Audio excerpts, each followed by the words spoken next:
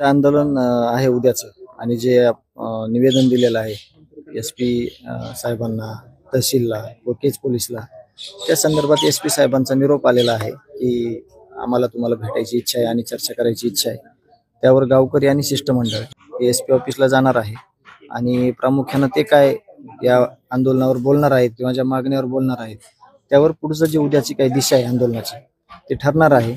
त्यांनी सकारात्मक सगळ्या गोष्टी सांगितल्या, त्याच्यात सगळी सकारात्मकता दाखवली आणि पुढील काय उपाययोजना आहे किंवा आरोपी किती दिवसात पकडणार आहेत, पुढील काय काय मागण्या कशा पूर्ण त्वरित जाणार आहेत यावर जर चर्चा केली तर गावकरी प्रामुख्याने त्याच्यावर विचार करतील.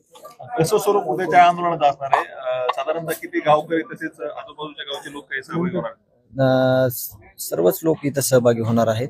इथं जे बसायची व्यवस्था आहे, ज्या ठिकाणी आपण बसतोय, तर तिथं जेवढे लोक बसतील तेवढे लोक तर इथं बसणार आहेत. परंतु म्हणजे मला जास्त त्याच्यातलं माहित नाही. गावकऱ्यांनी जे नियोजन केलंय त्याच्यात काही साखळी पद्धतीनं पण आंदोलनाची दिशा असेल असं देखील मला म्हणजे कळतंय.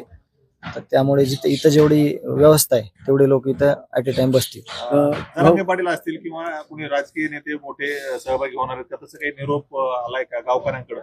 नाही, सर्व घटकातील लोक समावेश असणार आहे या आंदोलनात, परंतु असं काही कुणाचा निरोप नाहीये. किंवा समजा आम्हाला आंदोलन करताना गावकरी आणि कुटुंबीय यापुरतच आम्ही म्हणजे घोषणा केलेली आहे, पण जे सहभागी होणार आहेत या ज्या आपल्या न्यायाच्या लढ्यामध्ये विविध घटक आहेत ते प्रत्यक्ष सहभागी होतील आणि त्यांचा सहभाग देखील आम्ही नोंदवू आणि पुढील आंदोलन हे चालू ठेवू. उद्या मसाजोग गाव चालू राहणार आहे का बंद राहणार? गाव चालू राहील, बस स्टँड वगैरे चालू राहील. त्याच्यावर ते बंद करायचं म्हणजे काही निर्णय झालेला नाही. कारण अन्नत्याग आंदोलन करताना इथं जेवढी व्यवस्था आहे बसायची तेवढे याच ठिकाणी. खरं तर 4 दिवस झाले या संपूर्ण तुम्ही बैठक घेतली होती, मात्र सरकारकडनं काही हालचाली झाल्यात का? कुठलं शिष्टमंडळ तुमच्या भेटीला? नाही, मुंबई शिष्टमंडळ काय आलंय? नाही, कुठलंही शिष्टमंडळ नाही किंवा कुठलंही काही त्याच्यात पुढं कुणाचा निरोप नाही आलेला.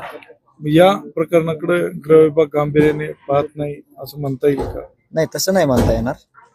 त्यांचं काही रणनीती असेल, आपण आपलं जे न्यायाची भूमिका आहे आपण मांडतोय, न्याय द्यायची भूमिका ते मांडतायत. मग त्यांच्याकडे काय प्लॅनिंग आहे ते आपण त्याच्यावर नाही बोलू शकत.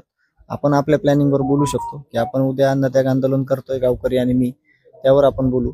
त्यांना जे काही त्यांचं नियोजन आहे ते समोर येईल. त्यांचं जी काही माहिती आहे, त्यांच्याकडे जे काही त्यांना यावर जे काही मार्ग काढलाय किंवा यावर काही त्यांनी सोल्युशन काढलंय ते आपल्याला येणाऱ्या काळामध्ये 1-2 दिवसात दिसेल. एसपीनी आपल्याला बोलले आहे, जर एसपीनी गावकऱ्यांची किंवा तुमची समजूत काढली तर उद्याचं आंदोलन हे स्थगित होऊ शकतं. गावकरी ठरवतील ते. मी त्या जे गावकऱ्यांना घेतलेला निर्णय आहे त्याच्यामध्ये माझा सहभाग असेल, मी त्याला विरोध करणार नाही. जे शिष्टमंडळ आणि गावकरी आहेत ते ठरवतील, त्यावर मी सहमत असेल. आपले सुरेश दस अण्णा जे आहेत ते तुमच्या भेटीला आले होते, ते म्हटले होते की मुख्यमंत्र्यांची भेट घेईल, तसं त्यांच्याकडनं काही अण्णाकडनं निरोप? त्यांचा निरोप नाही आला, पण दुपारनंतर त्यांचा निरोप येऊ शकतो. आला तर आम्हाला ते पण एक लक्षात येईल की काय ते मुख्यमंत्री साहेबांचं काय म्हणणं आहे किंवा त्यांना काय माहिती दिलेली आहे सगळी इथल्या प्रशासनानं किंवा इथल्या ज्या समिती आहेत त्यांनी, त्यावरती बोलतील. बीड एसपी ला काय मुंबईहून आदेश आलेत किंवा काही माहिती भेटली म्हणून तुम्हाला बोलले? आम्हाला अधिकृतरित्या ती माहिती नाहीये. तिथे गेल्यानंतर आम्हाला त्यांच्याकडून जे त्यांनी बोलवलंय त्यावर आम्ही जातोय. आम्हाला त्यांना कुणी काय सांगितलंय यावर आम्हाला कुठलीही माहिती नाही.